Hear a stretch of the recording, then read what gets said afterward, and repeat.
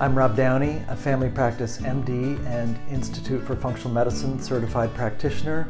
I'm coming to you from Seaworthy Functional Medicine in Homer, Alaska.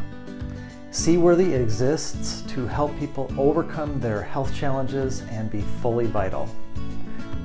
We are fortunate to have with us today Dr. Dan Kalish from the Kalish Institute. Welcome, Dan. Yeah, thanks for having me. I'm really excited. Well, I've been so looking forward to getting to spend this time with you, and you're one of my clinical heroes and also a hero to me for some big help that your class and service provided a year and a half ago to get ready to be at this juncture. So it's a big moment. I'll just start by trying to summarize your bio, but please add to it anything that people should hear or know about you that I don't include. So you're a functional medicine doctor, Institute for Functional Medicine certified practitioner. You provide care to patients and have done so for many years. You were in on the ground floor of functional medicine 25 years ago plus with Jeff Bland and David Jones and all those folks. And then, as if that wasn't enough to do, you've also trained 2,000 medical providers in the service of functional medicine, which to me includes having viable businesses so that people can deliver a safe, sane, sensible model for themselves and their patients. And now here we are in 2020, and we've got a pandemic and a real need for telemedicine. And I think that brings us into this moment. Is there anything I should add? Yeah, just that I'm still in practice. I still work with patients on the phone. And we were talking about this earlier. Been doing the phone practice for 15 years. And now, and teaching a model that helps doctors do that. And now, of course, everyone's being pushed in this direction, which, given that one of the rosy parts of the crisis, I think, is that this is going to be a permanent change towards telehealth. To help people in a variety of ways, I think, over the long term, especially in a place like where you are in Alaska, where it's very difficult for people to meet physicians one-on-one easily. Gosh, yeah, and I think we'll want to really talk about that today. I'm breathing a big sigh because I thought, with your permission, we might take a moment of silence at the beginning just to acknowledge the blessing of having a job and being able to serve when some people are having so much fear and loss. And it would just maybe be a good sort of loving kindness type thing briefly at the beginning, if is that okay? That sounds perfect, yeah. So we'll just take a brief moment of silence for those who've lost, those who suffer, those who fear, and have a non-denominational sense of positive intent that they have safety and health and peace.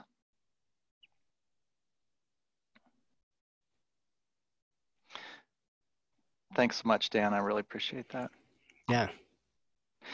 So yeah, here I am now, and I think my audience and the listeners should know that I took your business class in functional medicine last year, but I find myself, when I talk about it, I describe it as a service class. And I think that you were the business coach I needed to explicate that the business of functional medicine and the service of functional medicine are the same, essentially. Maybe they're multifaceted, but yeah. Now with many of us needing to deliver via telemedicine, it's such a good navigational principle that I established with you a year and a half ago. If this serves patients, proceed to the next step. That's kind of how it feels. What are you finding as you're teaching people now to sort of quickly accelerate their practice as they translate from how they've served previously, or maybe your observations, you've done it for many, many years. What do you think is really important about delivering effective quality functional medicine when you can't be in the room with the person? Yeah, I think we have a large group of doctors now who are getting trained, who have come in since COVID started, who have been forced into doing a telemedicine practice and are taking my Kalish Institute program because they don't have any other choice, basically, because their regular clinics are closed. But and so it's an interesting, it's almost like a little research study, isn't it? Because they're not self-selecting. Usually over the years it would be like, oh, I'm going to take this class, maybe I will, maybe I won't. But these are just like a random assortment of people who have been forced to do this, not because they wanted to. And so what's very interesting is how much they are surprised by how much better it can be in certain ways than being in person. Because I think the perception of telehealth, telemedicine is that it's all going to be losses and you're just doing it because you have to. And once you start doing it for a while, you realize that there's actually a huge number of benefits of for simple example, just a patient being at their home, in their home with their loved ones around and their daughter's in the other room, or maybe she comes in the room and talks. And that's a lot different than waiting in a hospital waiting room and having that whole white coat tension, high blood pressure problem that we all have, right?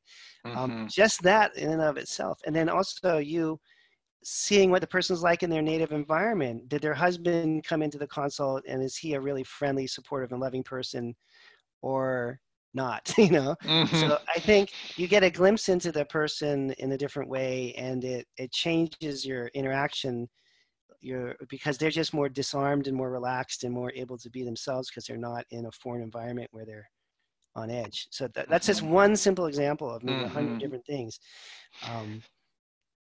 I like what you're saying, and I'm experiencing that in my practice. So we talked a year and a half ago about my service area being about 16,000 people in their home or sort of local area, but Alaska is 740,000 people.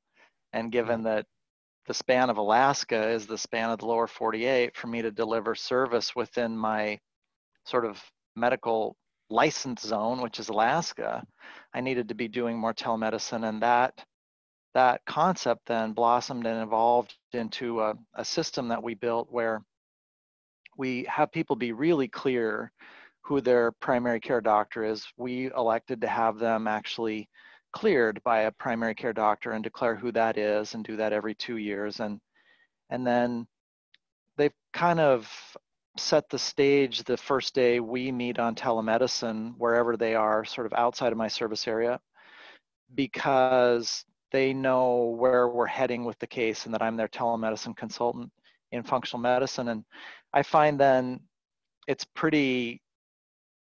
and it's a neat feeling, as you say, to meet somebody in their home environment. They're more at ease.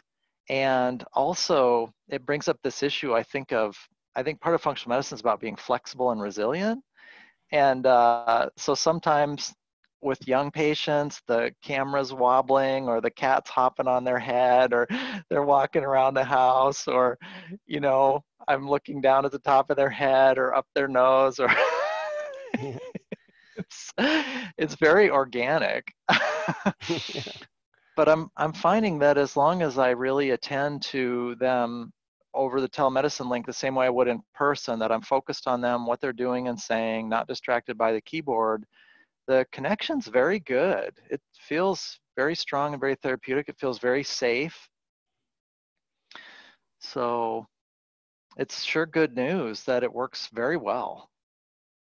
Yeah, and in my experience, and I think it's true for all the doctors I work with, there is not a loss of intimacy or connection just because you're not in the same room.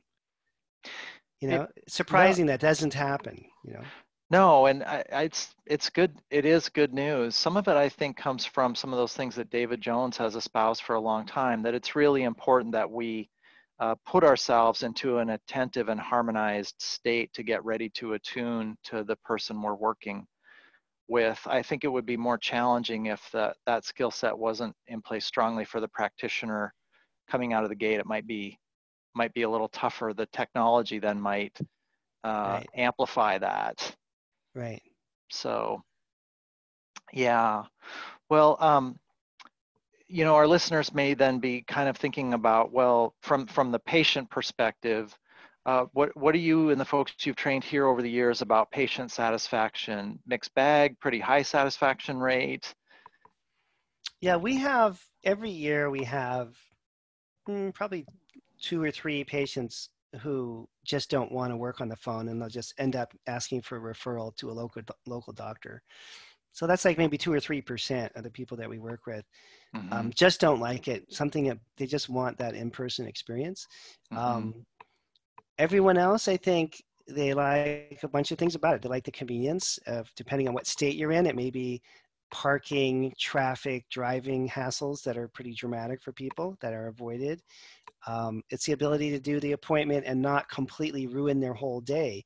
I have so many times during my phone consults, the person will be, oh, can you just give me a minute? I got to go into the break room, or I got to, get into this, close my office door.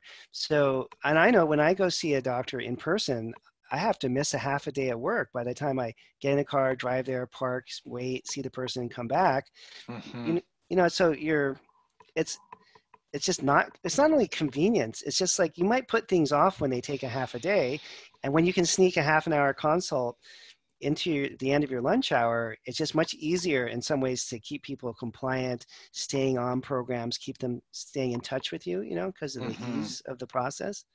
um, and then I also think, and this reminds me of, like, I don't know, maybe eighth or ninth grade when I had my first girlfriend, and we would talk for hours on the phone, at night during school nights because we couldn't see each other, whatever, in different parts of town, probably like a mile apart, but it seemed like forever. And there is something about being on the phone which is a little disarm, which is just like a little, it's more connected in some ways that are hard to describe, Mm-hmm. that are intangible than being in Mm-hmm. person. People are less self-conscious. There's less analysis of your office. Is the room clean? What kind of a jacket is he or she wearing? It kind of Mm-hmm. smells funny in here. Forget about the whole COVID issue where people are paranoid about getting sick. Just that they're analyzing you in so many different ways that are unnecessary. Where am I going to put my purse down? Where do I have my jacket? All these kind of things. And the phone consultation, you just immediately, within a few seconds, honestly, directly into the consult. And I also used to tell people, I don't say this anymore, but I used to tell my patients when I was trying to convince them to do the phone, that I actually analyze this. It takes 2, 3, 4 minutes for someone to walk into a treatment room, put their purse and bag down, figure out where to sit, for you to greet them, and for this whole thing to start. And then at the end, if you're doing polite social interaction, you can't just get up and leave. You have to wind things Mm-hmm. down.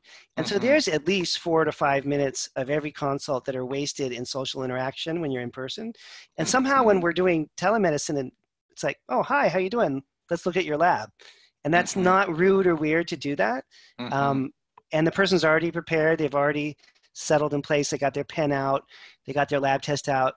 And so it's also just more, in a way, I guess, economical, because it just costs the patient less. You're not spending as many hours Mm-hmm. with people as you would Mm-hmm. otherwise. Mm-hmm. Thanks for all of those insights. One of the things that I flashed on while you were sharing them was that one of the people that I take care of mentioned recently that their plan unraveled a little over time, and so one of the things that I learned from you last year was the eighth or ninth step in these 9-step processes of providing excellent service is then proactively and preemptively sort of anticipating when the person's going to need some support at the 6 to 12 month mark in their maintenance plan. Yeah. And this person very much endorsed that if that had been in place along with the ability to do telemedicine, it would have been radically transformative for the ongoing sustainability part. And Yes, that's so that interesting, isn't it? that to me was just revelatory, and this person's eyes lit up when they said, oh, if I could do this when I'm traveling and seeing kids and doing business, just have that half hour and jump on and keep everything rolling. And I thought, this is not just this person, of this is a lot of people. Yeah. Yeah, it's interesting, isn't it? Even there's another thing that it used to be a bigger problem, but I would say people in their 70s and 80s who are just sometimes not as familiar with technology and all that kind of stuff. But now that is so over. My mother's 83, and she has an Instagram account and follows all the grandkids, and she knows more about Facebook than I do. So I don't think there's like this technological barrier based on age or generational differences anymore, that may have been even a few years ago, even 5, Yeah. 10 years ago, you know? Yeah, I think the technology getting simpler and being more pervasive just means that it really is right at people's fingertips. And now I find that if somebody's not terribly comfortable with technology, it's more of a personality type thing, or again, maybe a Right. socioeconomic disadvantage in terms of access to computer or technology. And I always tease people a little, like, there's folks around you that know what button to hit. Maybe you could Right. lure them over when when you need that Rent facilitation. a teenager or something. Every teenager knows how to do this. Yeah. Yeah, yeah. Well, other threads that I wanted to pick up today that I think fit into telemedicine, maybe not, but worth mentioning nonetheless, is that I also learned from you last year this issue of anticipating people's needs. So we looked at my local brick and mortar practice last year, and then we said, okay, how do we serve? And we realized that was the state of Alaska, but we also realized that where people were learning, whether it was the availability of services or the concepts themselves, it was social media, websites, podcasts, and blogs. And so anything I thought about my practice that might be a new set of tires suddenly was stripping the thing all the way down to the chassis and rebuilding our service model all the way back up. And so it really helped last year that the content of the class was this idea that people have a need from the moment they know they need someone like you or me. That's that pain point, maybe all the way to the maintenance. There's these sort of 9 steps ish. And so another thing we're doing here with telemedicine is our telemedicine app. It can send out reminders. Your 3 months of adrenal restoration is wrapping up, or your 6 months of gut restoration and repair, or that dispensation of supplements for 6 months is within 6 weeks of wrapping up. Do you want to do a little maintenance and transition, or your yearly maintenance plan is coming due? So I wanted to flag that it's another one of these concepts that sounds simple, but it's so important to anticipate that it's just human nature. There's a need for ongoing support, anticipatory support. And I think it's all the more important with telemedicine because you don't have a captive local geographic audience. They're not walking past your clinic or what have you.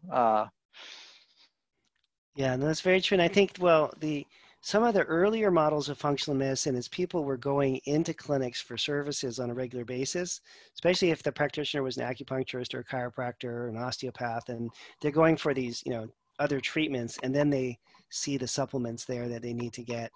But if you're past that point where if you're a different kind of practitioner and you're not doing regular structural treatments or something like that, or if you're past that point like you were mentioning earlier where they're in the maintenance phase and you really only need to talk once or twice a year, then people just will naturally drift away, and even something that they know is good for them will just become a lower and lower priority until it's out of sight, out of mind. And then year, 2, 3, 5 years later, they're coming back in because they haven't been maintaining their systems and their problems have just cycled back. So I think that maintenance, just like with a car, we just don't wait till cars break down. We change the oil and put air in the tires and things. That maintenance, when people are ready for that phase, is really the most important service to keep people well. It was a big aha moment for me.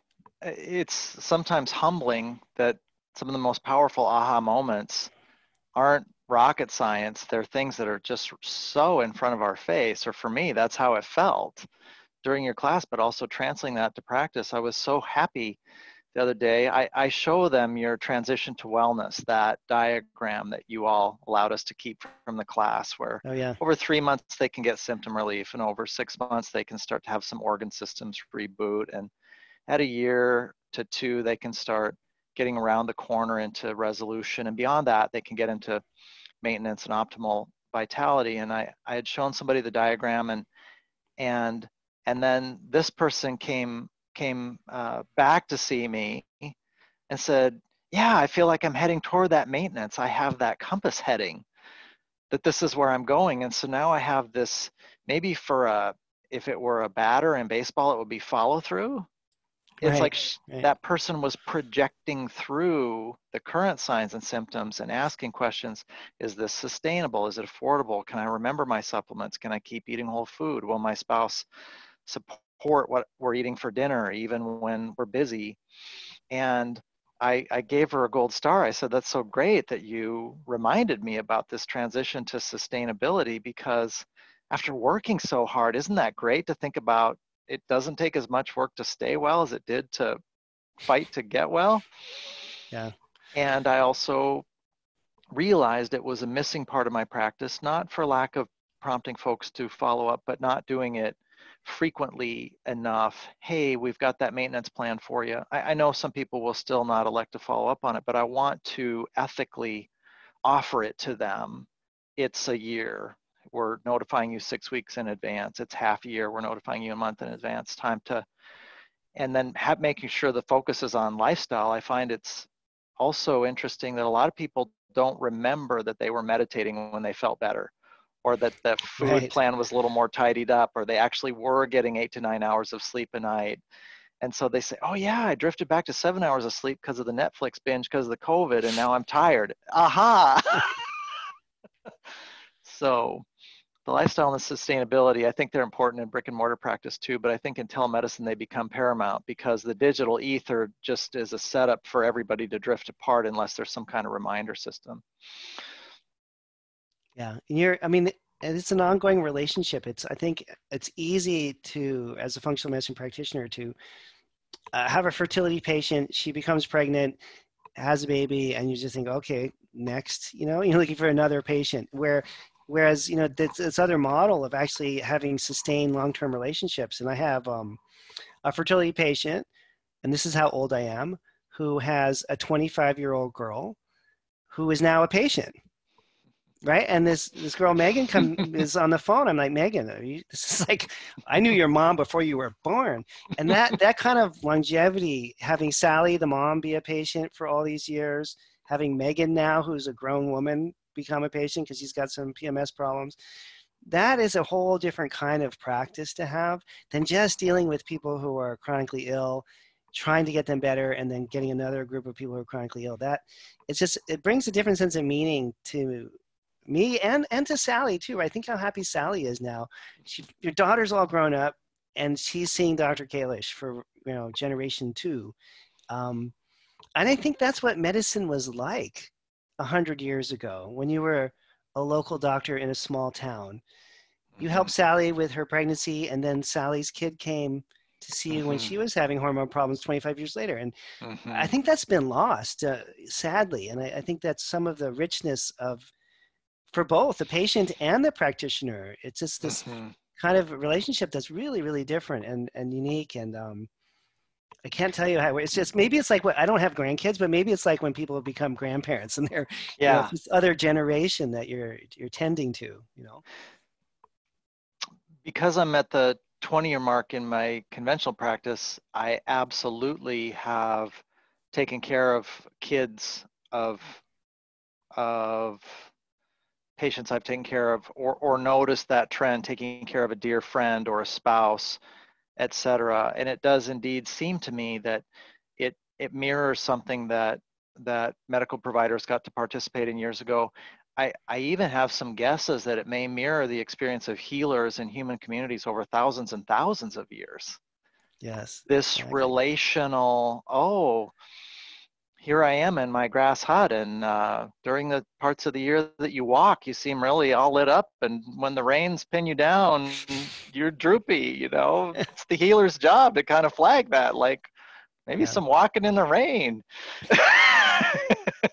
Those are guesses I make about what it would have felt like to be a straight up healer, somebody with the personality and temperament for it that the community kind of then puts into that role over the course of a lifetime. And I think it's really good that we're talking about it today, because a worry that I have for Americans, because I'm an American too, is that we need quite a bit of active deconstruction of a bunch of stuff that's software that's running in our head all day, every day. I think David Perlmutter's book really flags this recently, brainwash, and I think a lot of folks are look at it in functional medicine all the time, but disease management creeps into many Americans. They'll feel like, well, if their blood pressure medication is keeping their blood pressure down, they're done. And then in Right. functional medicine, they find that when they're walking and getting on top of silent inflammation and meditating or doing yoga and positive psychology, that there's this whole extra dimension to their well-being. And you flagged it last year also that people are so appreciative when they get that proactive, preemptive heads up. Hey, we're at the 10-month mark. Want some tune-up and maintenance? Want to touch base? And so many of them reportedly say to you, oh, that's great. The timing is perfect. Things were just unraveling a titch, and now I'm going to go back to 8 hours of sleep every night. Or they find, oh, I need to tweak this. I don't like yoga anymore. So they need some brainstorming. Yeah, and I guess there's also different levels. Like you were saying, we have these diagrams on it where you're getting a person out of their crisis state, but then in a perfect world, trying to drive them to a healthy state that's at, our level, whatever the level of the practitioner's health is, so that it's not, it's just not the absence of disease, but it's this optimum health that, and, I think at that point, then we see that people shift to more emotional and spiritual growth experiences because they're not depressed anymore. Now they're out, they're involved in the community, they go back to their church group, or they decide to go back and get a master's degree that they always wanted, or they're somehow engaging in their life in a way that's more complete. And you can then, and this is usually for me like year 2 for patients that stick around, start to talk about spiritual growth and how they're going to move into that as a project, which is a pretty deep thing for people, right? That's kind of why we're here on this planet. We're not here just to be healthy. I think people who, I've worked with a lot of really wealthy clients over the years who get to this level of personal health, and then like, that's it. That's a pretty empty, hollow place to be. It's what we do with that matters, and people really appreciate guidance with that as well. So it's not, I'm not even really talking about being a spiritual counselor, but I'm talking about pointing out that aspect of our lives that's important and engaging with people so that they pursue those things as well. That seems so important. And in terms of continuity of care, if we're not staying in touch and reminding people to come back, then they're going to miss out on a lot of the richness of this work, which is that phase. I like what you're saying so much because, again, I've witnessed it in my own life, and it flags a related principle to me, or my way of thinking, which is that the project morphs as we proceed through it, whether it's our own healing journey or the people that we shepherd and guide on their healing journey. The initial intimidation of being pinned down by fatigue or joint pain or abdominal pain or low mood, when that's resolved, if folks can anticipate that the next dilemma or riddle is going to be, why am I here? Yeah, exactly. And answering that has profound implications for sustainable well-being and immune function and gut barrier integrity and the ability to sleep and brain health. These are very salient to concrete scientific principles, but they're also, I love it about functional medicine that we get to do this and work rather than this or work. Right. And so when we talk with people about meaning, it's so important. It also really helped that you had me read The Soul of Money by the woman who I believe directs the World Hunger Project. I like that book a lot, yeah. And so her primary theme that I took away was that you can have 25 bucks in your bank account or $20 million and feel impoverished. And you can have 25 bucks in your bank account or $20 million and feel abundant. And her premise is that the abundance comes from within. It's not actually the 25 or the $20 million. It's a state of being. And that to me ties into this thing that you identified, which is that identifying who we are and what we want, it becomes a big part of our health once the symptoms settle down. And I see folks drop out. If they're only there for symptom relief, they quickly disappear, which is okay. I want to offer them maintenance, but I'm glad we're preemptively saying the next thing coming is why do you want it? Yeah. And I think that's one of the biggest human fears is fear of becoming our potential best self. Like why do people not pursue that? Well, because it's really scary to think that. I think that big immortal self, that big sort of big energy self, is intimidating, and so we're often settling for a slightly lower level, less Mm-hmm. charismatic version of ourselves, just because it's Mm-hmm. comfortable.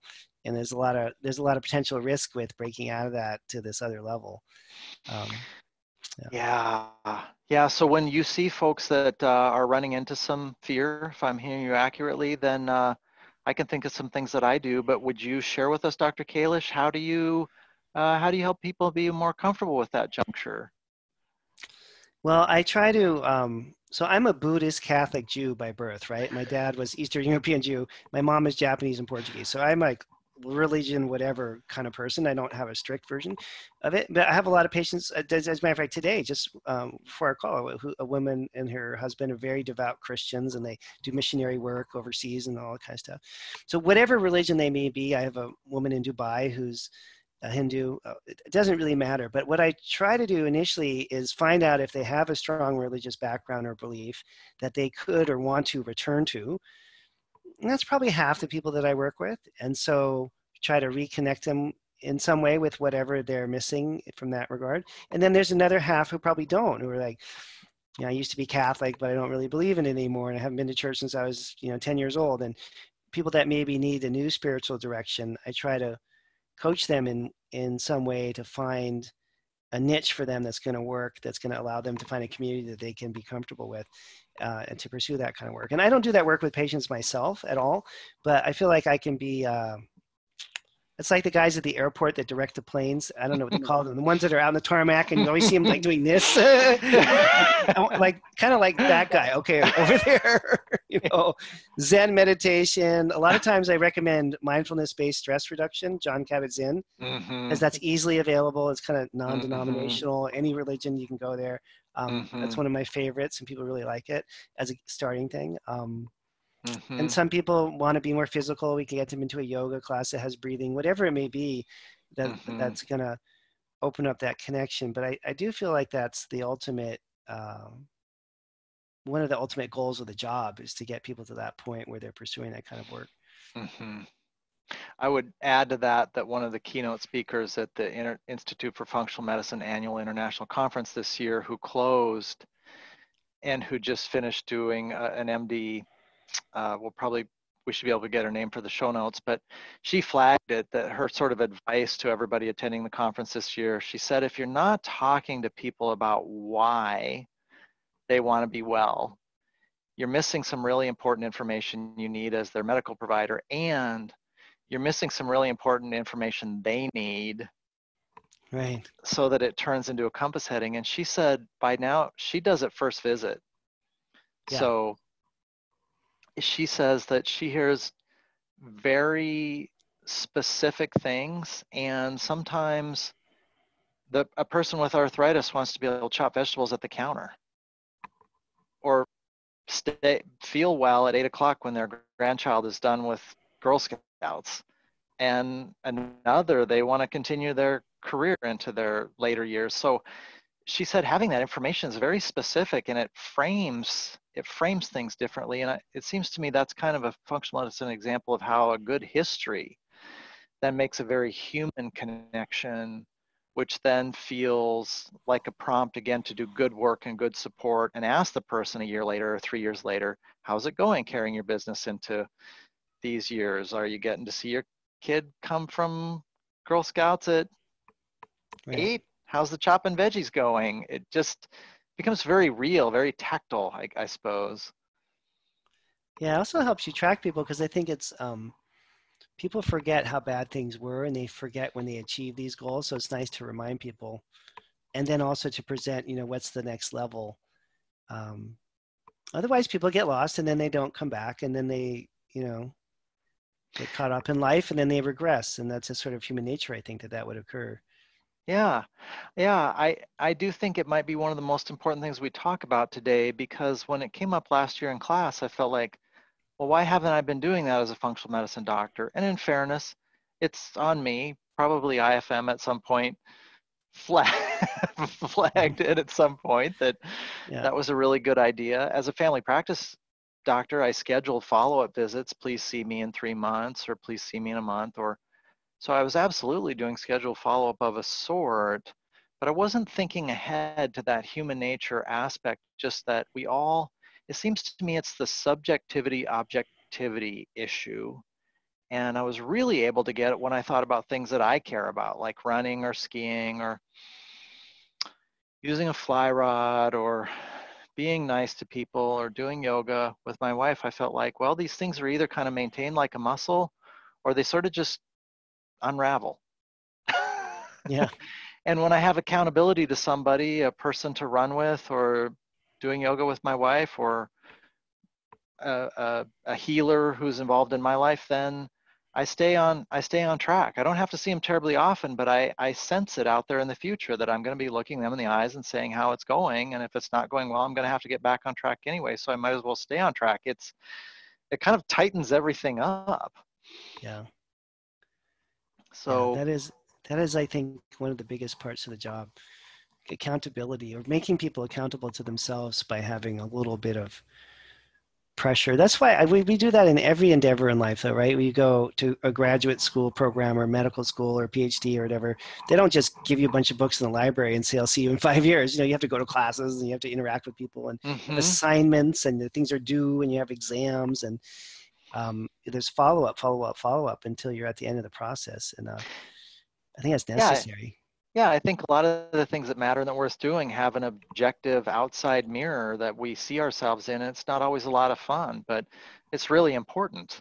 And if we have somebody kind Yeah. and compassionate to mirror for us, yes, this seems to be going well, or well, it does kind of look like this unraveled. I find again that sometimes circles back to meaning. So some of the conversations that have been had are, well, the supplement plans fall apart over and over again. Are you really on your food plan? Are you trying to supplement your way out of a food deficiency? Right. Where's your another big aha moment for me was that the plans basically don't work at all without a lifestyle commitment. So now we sort of use your recommendation in the early going and say to folks, well, are you ready to have skin in the game? Are not to live like a monk, but are you ready to Right. have skin in the game your way? Engagement on food, stress management, social connection, movement of some form for you. And if they're kind of not ready, we typically will sort of just plant a seed then and say, no problem, but we're really just not going to have much success lab testing and supplementing you out of a lifestyle non-engagement state. Right. And Yeah. that's sometimes surprised people, I think, because I feel like I'm coming from a place of kindness. I don't find that people feel offended. It seems like I'm usually able to frame it as just like, just be aware this kind of medicine's really different. Yeah. Well, I was talking to one of my teachers about this morning, Dr. Lord, Richard Lord, and he was harking back to the days of smoking, when smoking became a scientifically, objectively dangerous thing to do, right? And all of a sudden, physicians throughout the United States were faced with a new reality, which is that they had to tell patients that smoking was, dangerous and could cause cancer. And I mean, I grew up in an era where that was just widely accepted, and he's obviously quite a bit older than I am, and so he watched that era go by, and he's like, Dan, we need to do that same thing now with food. Like, food is, the wrong food is as dangerous as smoking for cancer, Mm-hmm. diabetes, and heart disease, and that we need to train physicians to speak to patients about food like they were trained, must have been the 50s or 60s, to speak to people about not smoking. Mm-hmm. And that it wasn't like, oh, okay, Fred, why don't you cut back from 3 packs a day and good luck with that. It was like, this is serious. Your life's on the line. We need to make this lifestyle change. We need to Mm-hmm. figure out how we're going to get you to stop smoking cigarettes. And that Mm-hmm. really struck me as, because it's so obvious to all of us now that a doctor telling you not to smoke is sage advice and that, people take it seriously. But how can we get there with food, where Mm-hmm. which is objectively probably even more important Mm-hmm. for people's health. And how can you have this kind of authoritative and science-based explanation, but still motivate people to make a change, which is really, really difficult, you know?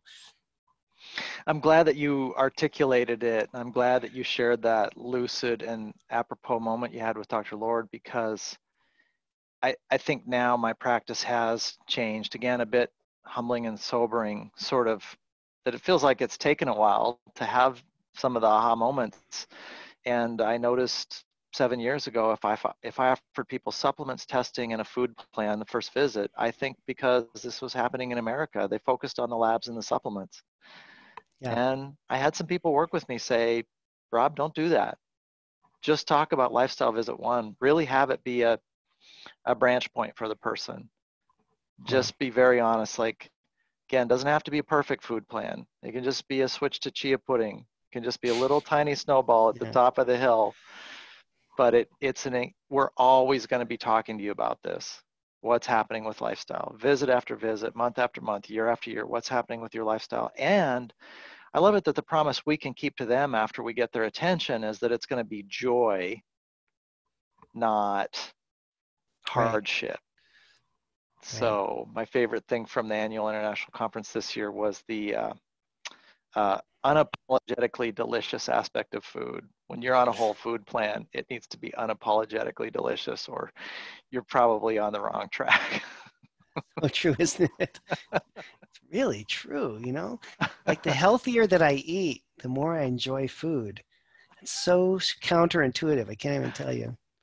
I wonder again if that's an Americanism. I don't know that we'd run into that if we were in south of France or Italy or all kinds of wonderful places in the world that have incredible whole food cuisine, Thailand, etc. I mean, I think many cultures have a very intact whole food tradition that maybe again 100 years ago we'd Yeah, and a experienced little here. bit of skepticism around like Captain Crunch for breakfast, right? You know, we're like, oh, Captain, that's how I grew up. I was like, what were people even thinking? It's not even really food, you know, giving that to kids every day. Yeah, So weird. these food-like substances.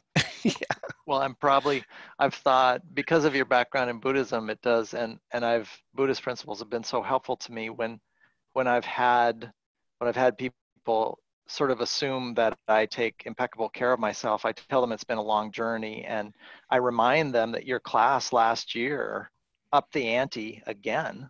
The idea that I needed to be a living manifestation of the principles then led to another round of housekeeping. But I think of a lot of religious traditions have these examples of naysayers that sometimes become the most effective messengers because yes, yeah, they have a big reversal in that. One of my favorite stories from Buddhism is this thief that Gautama Buddha encounters on the road, and then the thief's a murderer and he's chasing Buddha through the forest. But there's this sort of then reality shift where the thief can't catch Buddha to kill him, and thief cries out in frustration, why are you running?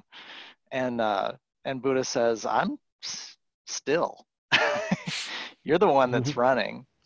And then over the years, this disciple becomes one of the most effective sort of embodiments of the message.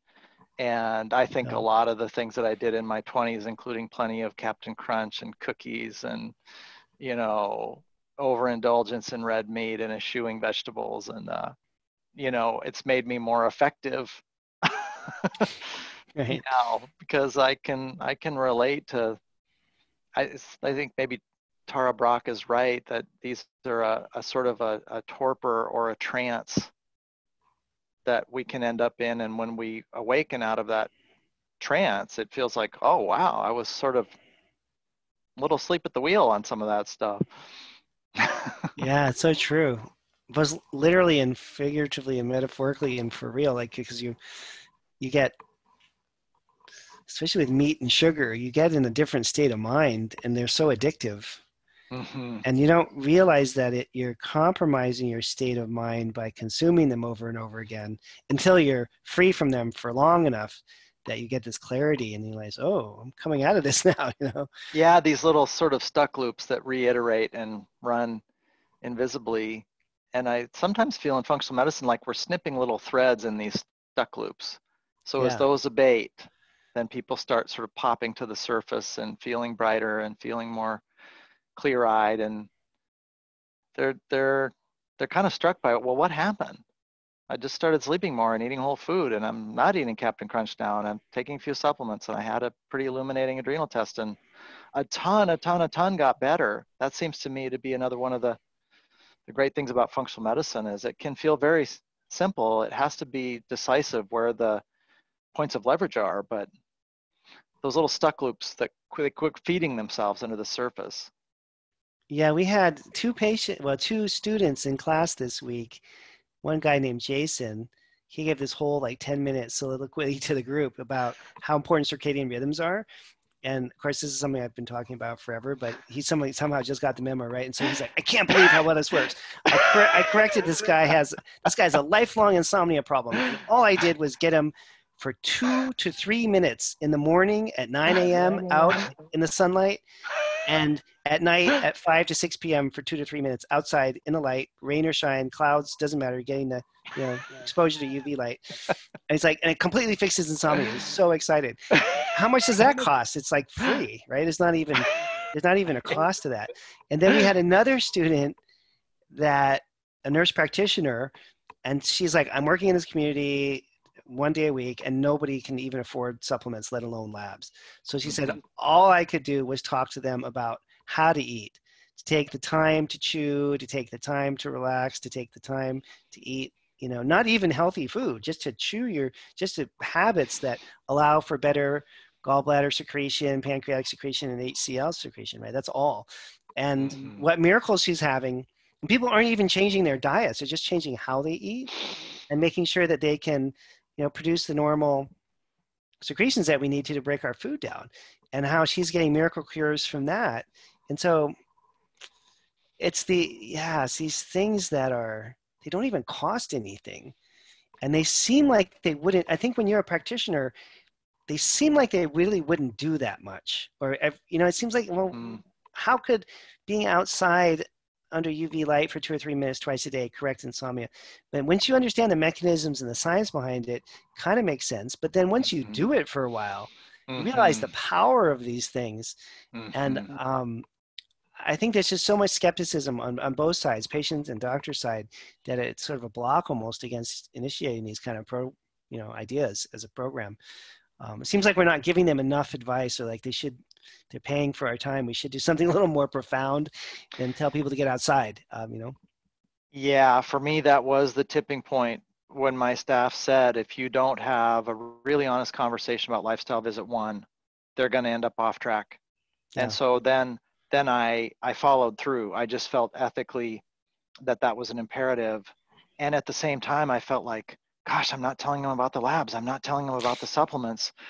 Right. Again, a bit of this American doctor mentality. I'm not telling them about the proceduralistic, mechanistic, high-powered stuff. And it was really good that the staff working with me at that time, they did the patients a great blessing and me a great blessing, because then person after person came back, oh my gosh, I feel so much better. I just feel great. I don't need that lab. I'm not even going to ask you about the supplement. I'm doing so great on the food plan or the sleep. And then I found it's not hard to stay humble in functional medicine either. I think both for patients and practitioners, because I had this sensibility like, oh, I'm kind of getting my act together. And then a week ago at the annual international conference, the circadian rhythm people said, if you're eating after 6 and you don't sleep terribly well, you're disrupting your circadian rhythm. And I went, that was probably in the diagram Dan Kalish had last year on the adrenals. And again, the key to the aha moment is not only the right concept, but the teachable student at the teachable moment. And just in the week or two since the annual international conference, I'm sleeping better just by having my last bite at 6, which I'd been sort of playing with anyway. But gosh, a lot of power there in lifestyle, unlimited power.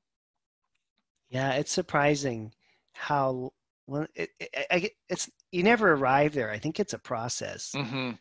right? Mm-hmm. It's a Yeah. process. Like I didn't start going to bed on time until I was in my late 40s. Like, what was that about? Yeah. Yeah. Now I'm happily asleep at 8:30 every night. I'm just Mm-hmm. poof, wake up at 3, everything's good, you know? And Mm-hmm. that took a long time to achieve. You know, it's Mm-hmm. shocking that you know, it seems so silly. It's like it's something that every 5-year-old child has to do. And we have to relearn this in adulthood. Like get to Right. bed by 9, and for most patients, if I tell most patients, yeah, you're gonna have to get to sleep before 9, they would just walk out the door, right? No one would think that that's even sane. So you also have to kind of sort of titrate people gradually towards these goals, Mm-hmm. because the truth of when we should go to bed, it's just too jarring for people, I think, to Yeah. handle in the very beginning. It's like, Yeah. Got to feather it in a little. yeah, so It made funny. me think of uh, having podcasts has been so fun because I get to meet my tribe. I ended up a Yeah. little isolated in Montana and Alaska over the years, so now I get to meet my tribe, which is very enriching and fulfilling for me. And a thought leader I got to interview a month or two ago, they just related, Misty Williams, she just said, I just love my bed and I love sleeping. And then it made me think of, I got to be in my first time in my life, I got to be a best man for a person at their wedding. Yeah. So I was my dear friend's best man, and this was in the last couple of years.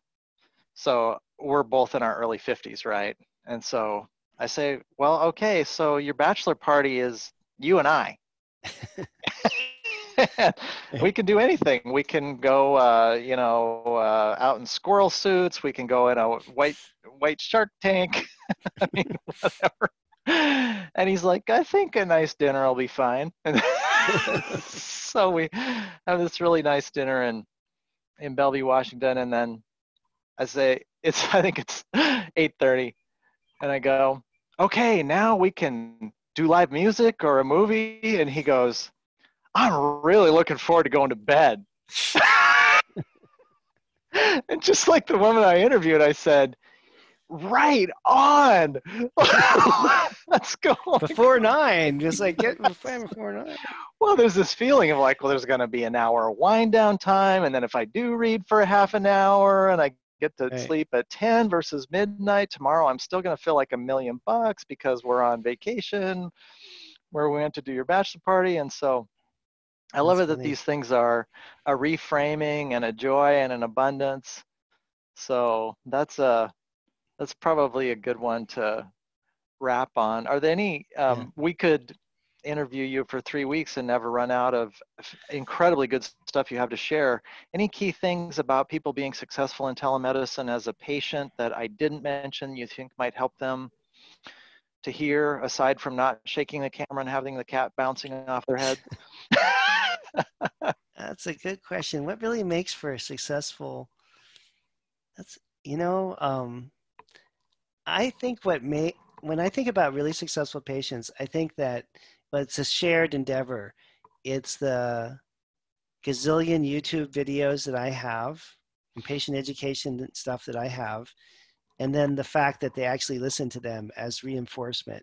Because Mm-hmm. I have a very high hourly rate, and it's not realistic to talk to me for hours at a time. No one can afford it, um, and so I've tried to put almost everything down onto these YouTube videos.